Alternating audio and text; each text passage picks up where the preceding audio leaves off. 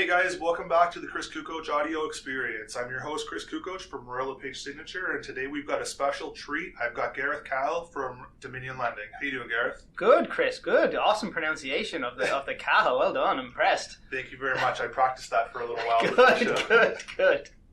So, Gareth, today I've got you here. You're going to tell us a little bit about some upcoming events that you're going to be hosting, some seminars you're putting on. Yeah. I've got a few questions from our listeners as well. Awesome. But first, before we get into that, tell us a little bit about yourself. What's your background in the business? Background in the business is, I'm a mortgage broker with Dominion Lending.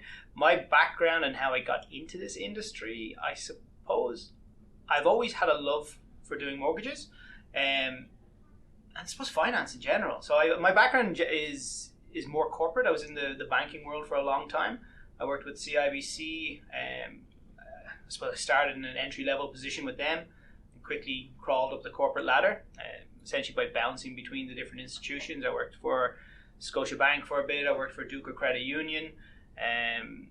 Always increasing my role, increasing my responsibilities from the guy who opens the accounts to financial advisor, financial planner, branch manager, and now, I suppose, the side of the industry that I've always loved, the mortgage side of thing. I've been a mortgage broker for a number of years now as well. So you spend a lot of time developing relationships with the people that are doing the lending now. Exactly, yeah, exactly. And in our business, those relationships are key. Things are so complex in a mortgage. It's not just, I know we're going a little bit off the topic, but it is a complex product. And you want to know all the ins and outs to make sure we're giving the right advice to people. So you're doing some seminars coming up to really keep our clients more informed. Tell us a little bit more about what you're doing. Yeah, we're planning some seminars, and we've already started rolling them out already. And as you said, it is to keep our clients more informed.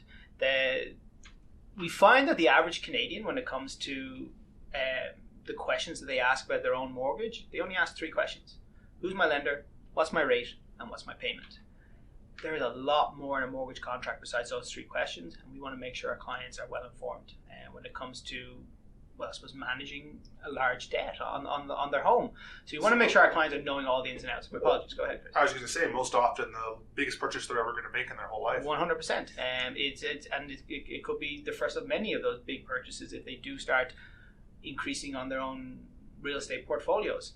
So the purpose of these seminars is for that first-time buyer who's making that first step on the ladder. They got to know all the ins and outs, and from an impartial point of view, we want to make sure the clients know not just what the bank wants them to know, but they actually know what they're signing as part of that mortgage contract. And the second one that we're doing is for our investors. So what we do as well is we help our clients grow real estate portfolios.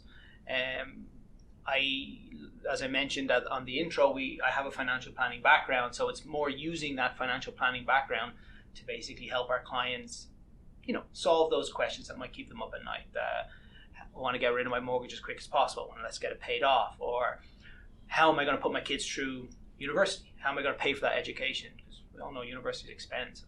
No kidding. Exactly. And then the other one we most commonly heard from the bank side of things is, how am I going to pay for retirement? We're living longer in retirement, and we don't want to compromise our lifestyle just because we stop working.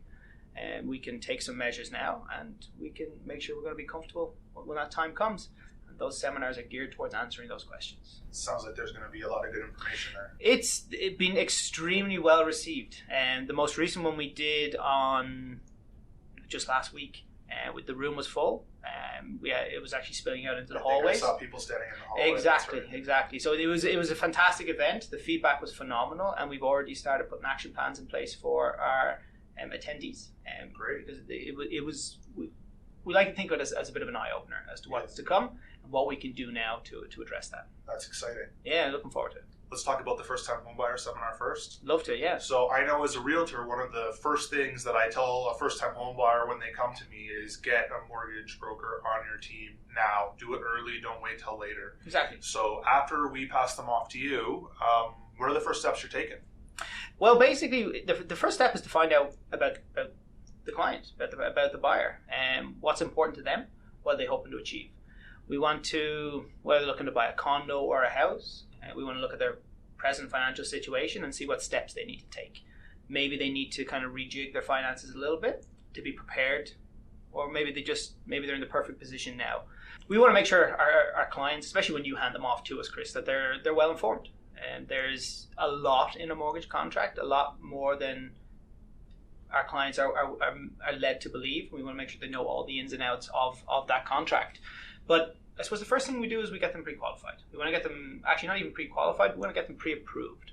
We want to make sure that their income is as Sorry, presented. Gareth, before you continue, can you tell me what the difference is between pre-qualified and pre-approved? Because I think a lot of folks don't understand that. And I would agree. There's the two terms get thrown around very loosely in the industry.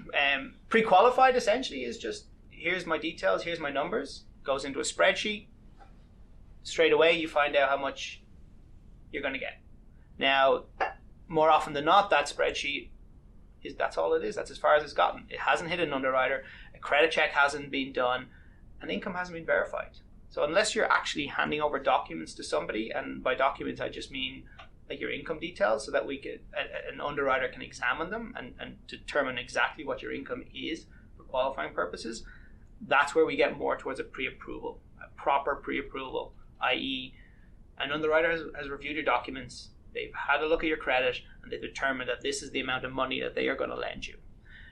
So it's a lot more secure to have a pre-approval in place rather than a pre-qualified. Yes, to be honest, as the old phrase goes, pre-qualifying is not worth the paper it's written on, because nothing has actually been confirmed. Pretty much just a more sophisticated version of going to one of those online calculators. Yeah, and exactly. And genuinely, and the idea is we want to avoid disappointment. We don't want our clients bidding on properties that are outside the price range. If we can't follow up with a mortgage behind that when they actually secure that property, they're going to be disappointed. Absolutely. And that's what we want to Absolutely. avoid. So let's circle back to your seminar. Can you give us a quick bird's eye view of what you were going to talk about, what we're going to learn at the seminar? So at the first time buyers seminar that we have coming up, and like you said, the bird's eye view of this seminar is just knowledge. There's a lot in it, and both on the mortgage side of things, and I have a guest speaker coming, Joel Kadish from Kadish Law, based at just north of Young and Finch. Phenomenal guy. I've been working with Joel for a long time, very engaging, and extremely knowledgeable, and extremely approachable. He's going to be there to answer all the legal questions that come up throughout the buying process. You know, especially with how complicated some mortgage structures can be, especially when parents are getting involved, and I suppose, relationships, not everybody's married. It's not as simple as it was in the olden days where you just got married, you bought a home. Yeah. People are getting married a lot later in life, and sometimes people are looking to protect their interests as well. And even the climate is not the same as it used to be. I mean, we tell people all the time now, it used to be you get married, you buy the house, and you stay in it for 40 years, and then you retire and maybe get something smaller. Yeah. And that's not the case anymore. We're finding people... It's about the third house is the house that they actually want. They're buying something that maybe they don't like that much to get into the market. Then they get something that they like a little bit more, and the third house is the dream house. Yeah, and I would agree. My own experiences will testify to that. Yeah. Me and my wife bought our first home. We looked at it. We loved it. We were like, I'm here for 10 years. We moved within 10 months. Yeah. And it was the second house was actually the dream home, the one that we've been living in ever since. So I would agree with you 100%. So at the seminar itself, Joel is going to be there to answer all the legal questions that come up. People are going to like him. Yeah. I've liked him since I first started working with him, and I've been working with him ever since. What they're going to learn from the seminar is just how to be prepared for purchasing, what their options are, a couple of things. For example, and the biggest one that I find in the industry is debt.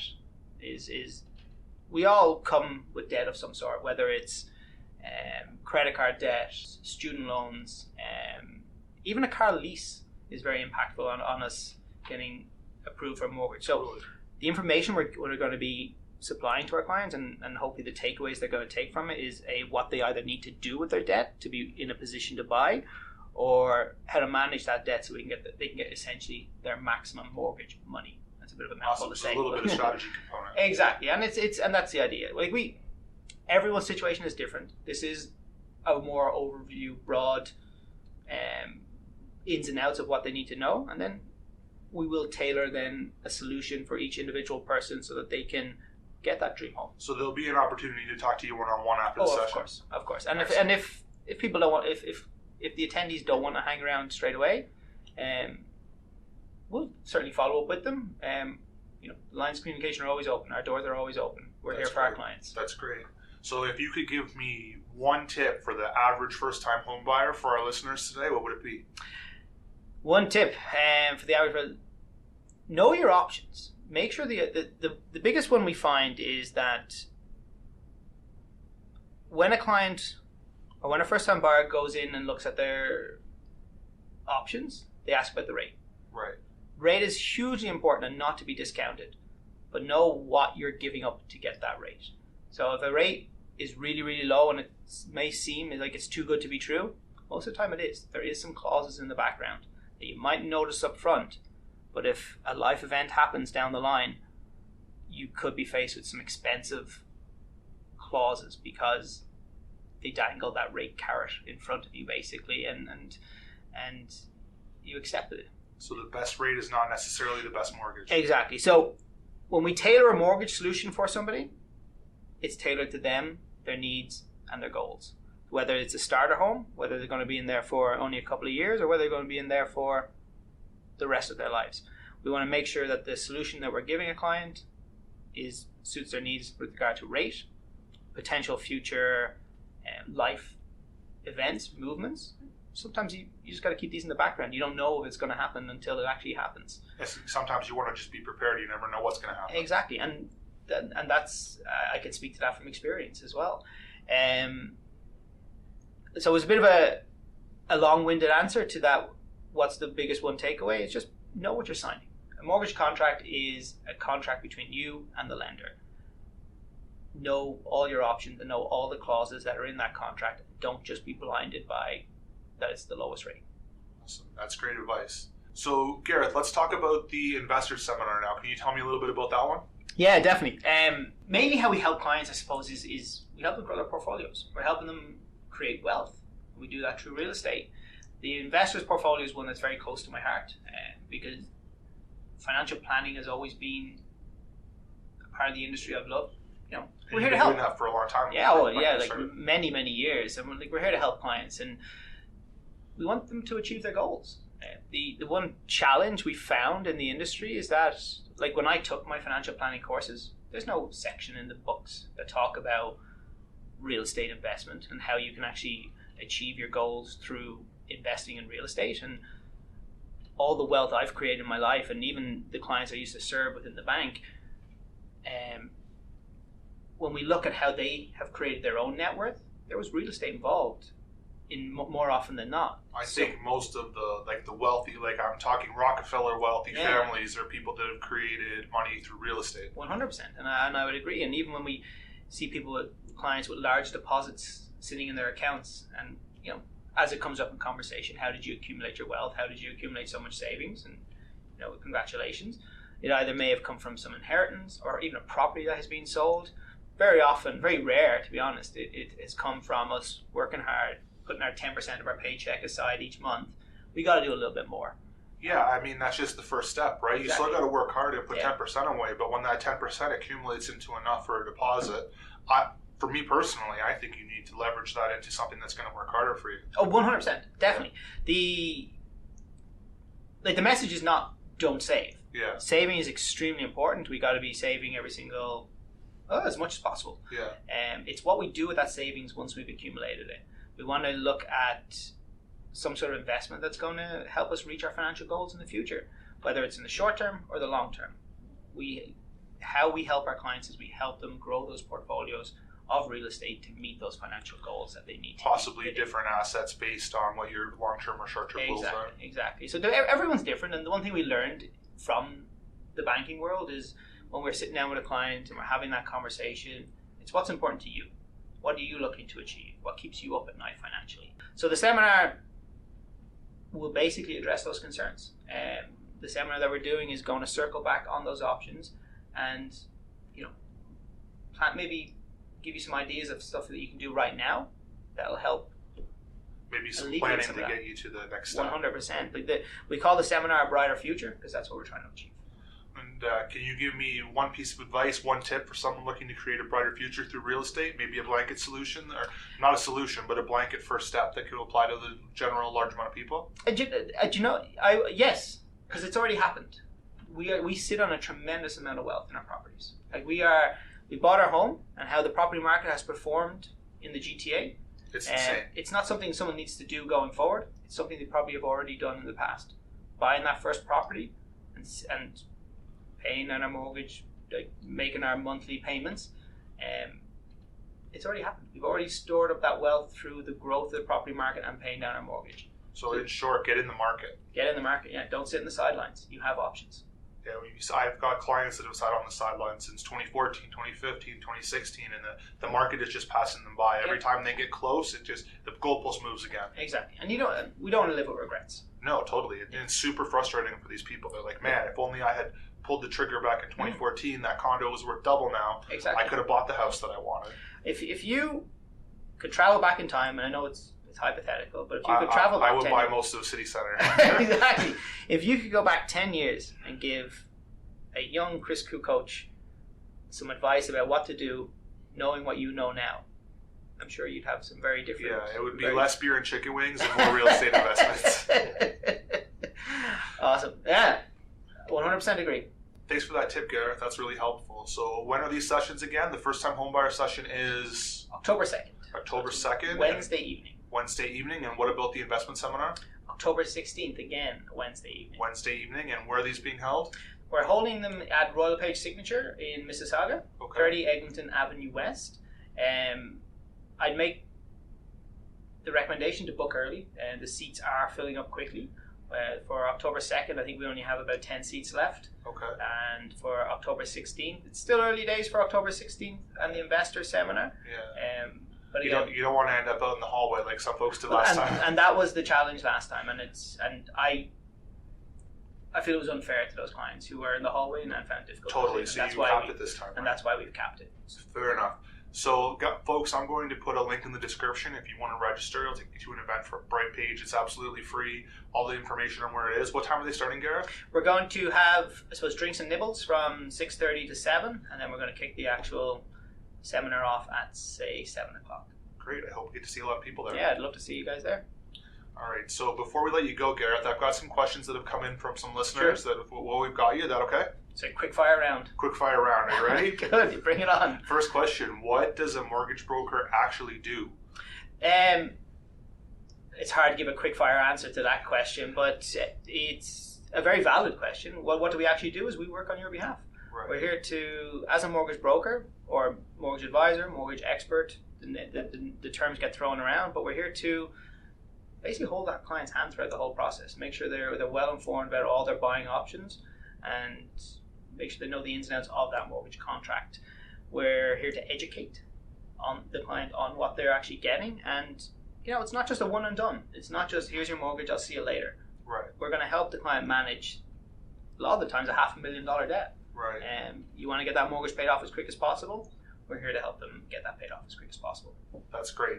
You kind of partially answered this, but I'm going to give you the opportunity to extrapolate a little bit.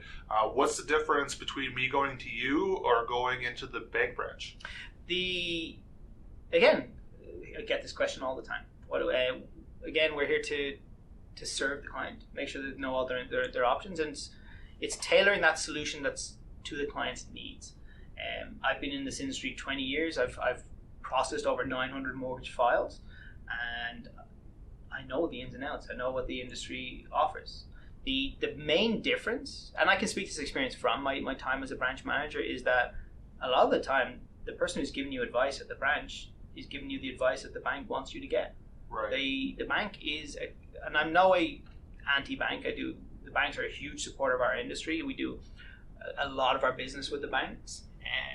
I suppose because of the brand recognition is there. There's a comfort level there. Right. But we just got to be careful that the advice that we're receiving is what's good for you and not what's good for the bank. And I guess each bank has a limited number of products or options, right? Exactly. Whereas if you look at the industry as a whole, there's a lot more out there. Definitely. And we work with 46 different lenders. So last year we have access to a whole lot more than that. Yeah. But we worked with 46 separate lenders in 2018. Wow. So there's a lot of there's a perception that it's just the big five. A big six, I believe they're called now, but there's a lot of lenders out there, and they all come in different shapes and sizes. But you are right.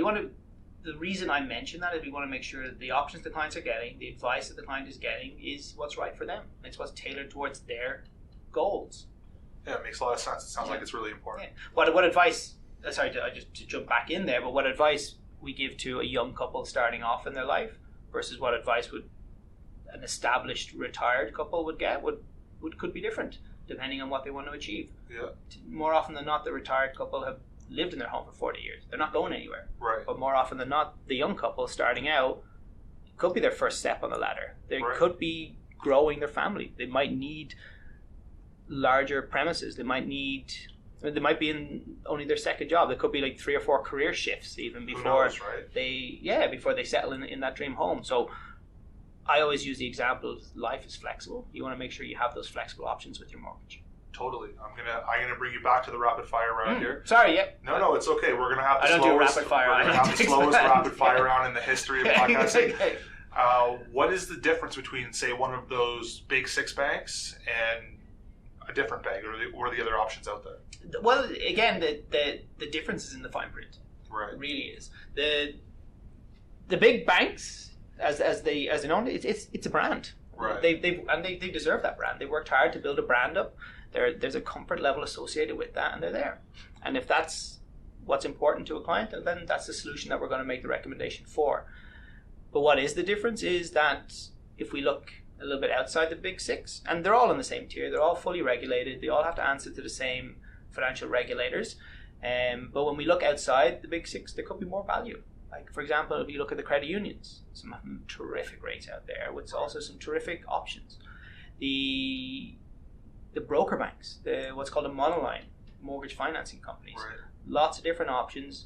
A bit of a longer conversation to get into the depths of what each one does. Yeah, but maybe a conversation for another day. Yeah. Exactly, or even another podcast. But the difference, another episode of the podcast, I should say, not somebody else's. But I hope not. Exactly. But the main difference is literally what's in the fine print. So again, I go back to that initial point that we first made when we started. The average Canadian asks those 3 questions: lender, rate, payment. Right. Have a look at the fine print. It is so important. There's a lot of terms that people don't even know. Yeah. Like the phrase "buyer beware" is very applicable when it comes to your mortgage. Okay. So next question: what's the difference between a fixed and adjustable rate, or a fixed and a variable rate? I think is the right term. Well, again, the difference is, well, a fixed rate, you got that comfort level. You know what's going to be your payment on a monthly basis. Variable can adjust depending on what's going on in the economy and what the Bank of Canada do. Right. Which is the right option for a client or a buyer? Well, that depends on that person and that person's goals. Right. That's why you would need to tailor the solution to what you maybe even see in your own future. So I always go back to the phrase we use in the industry: the lowest rate is not necessarily the cheapest. Right. So we want to look at the whole mortgage contract. That makes a lot of sense. Yeah. So again, if someone goes, "What's your lowest rate?" Yeah, it could be the fixed rate. But if they need to break that fixed rate midterm, not so cheap anymore. Yeah, it's not so cheap anymore, and that's why we need to look at the full picture. We need to look at the bigger picture. What's the right solution for you, and what's the right solution for your life plan or path? So, just out of curiosity, Gareth, what's 5-year money going for these days? Which is the most common question that we get. What is the 5-year fixed rate?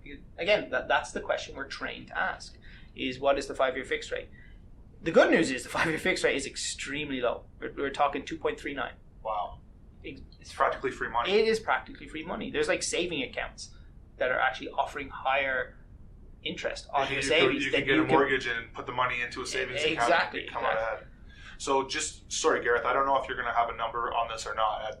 Out of the 2.39 or even say 2.5%, from the first day, about what percentage of your payment is going to principal and how much is going to interest? It's got to be like over half. It is just over half. I think it's about 55%. Wow. So if you've got a payment of about $3,000, maybe $1,500-$1,600 are going back in your pocket every month. Exactly. So the difference, that $1,300-$1,400, is what's going towards interest.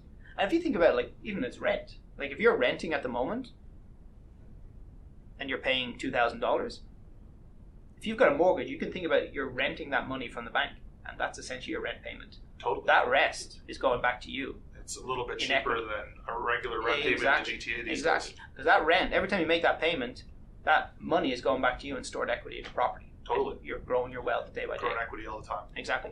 Okay, next question. How important is my credit score in getting a mortgage? And as a follow-up to that, when you're checking and shopping me around to these different banks, how is that affecting my credit score? Excellent. Yeah, no, fantastic question, Chris. And we get this one all the time. Credit is so essential in this country. For anything you want to do, even if you're looking to rent, they're doing credit checks on you. Especially if you're trying to get a mortgage. If the bank's going to lend you anywhere from $300,000 to $500,000 to get for a property, they're going to want to make sure that you're credit worthy. There's a good chance you're going to give it back. Exactly. They're going to make those payments on a monthly basis. So yeah, the credit is essential. I suppose without wanting to go too far into the numbers, but a general rule of thumb is try and keep your credit above the 680 region. And if we were to give a tip about credit, which I would love more of listeners out there to know, when it comes to revolving credit, like your credit cards, your lines of credits, one thing just keep on your mind so that your credit does stay strong is try not go over those 50% of your limits. So for example, your credit card, $10,000 limit, try and keep your spending to about $5,000, basically half of what that limit is. The reason being is once you start going above that 50%, it starts looking like you're a little bit stretched, you're relying on credit too much, and it does start pulling your score down. So just be mindful of that. That's really important to know. I didn't even know that. There you go. There you go. That's a great tip. You're welcome. On that note, I'm going to wrap it up. Sure. We're all out of time for today. Thank you so much for your time. Welcome. Really Thanks. Appreciate you coming in. This was awesome. Thank you very much. Great information for my listeners out there. Gareth's information, if you need to get a hold of him or if you have any more in-depth questions about your specific situation, I'll put his information in the description. All the information on the seminars will be there, and we hope to see you on October 2nd. Have a great day, guys. Thank you, everyone. Bye.